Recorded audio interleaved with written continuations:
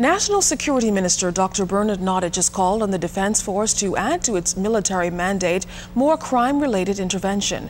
Vaughn Albury tells us tonight that while touring the base today, the Commodore of the force requested more than $100 million to carry out the force's mandate. Accompanied by his Minister of State, the Honorable Keith Bell, the Honorable Bernard Nottage in his tour told the Defense Force that a new approach will be implemented to coordinate all security agencies. We want to get all of our heads of national law enforcement agencies together. We want them to be able to develop a working relationship in circumstances where it is appropriate.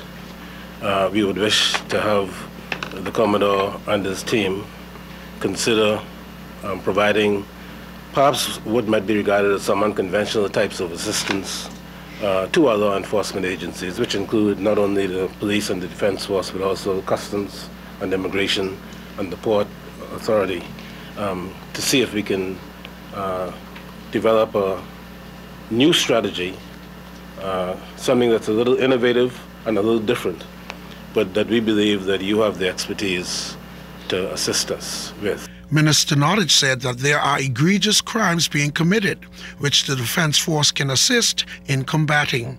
Commodore Roderick Bowe accepted the challenge while also saying that the Defense Force needs $120 million to adequately meet its mandate this fiscal year, more than double last year's $52 million budget allocation. Saying that that request is unlikely given the state of the country's finances, Minister Nottage also talked about a contract for new boats.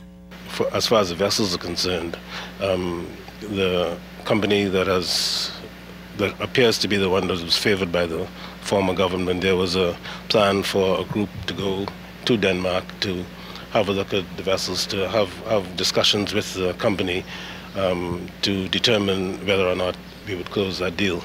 Now that there's a new government, we have to look again at what was being considered, and I've asked the Commodore to make a presentation to the Cabinet so that we can look at that. So there wouldn't be money in the budget for that in this budget, because that's a matter that's under consideration.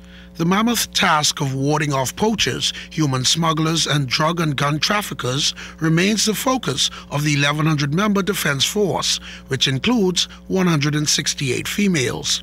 But Minister Nottage says there's more that they can do. You know, there's a lot of smuggling that's going on, both not only of guns, but of other contraband, some of which supported by businesses so that they can avoid paying customs duties. So that's a major area.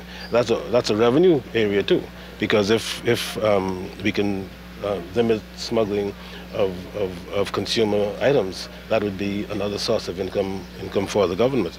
Minister Nottage encouraged all Defense Force personnel to share his national view to make the country more secure, and for those who do not, to give him their views and recommendations to make the Bahamas a place we can all be proud of. I am Vaughn Albury, ZNS News.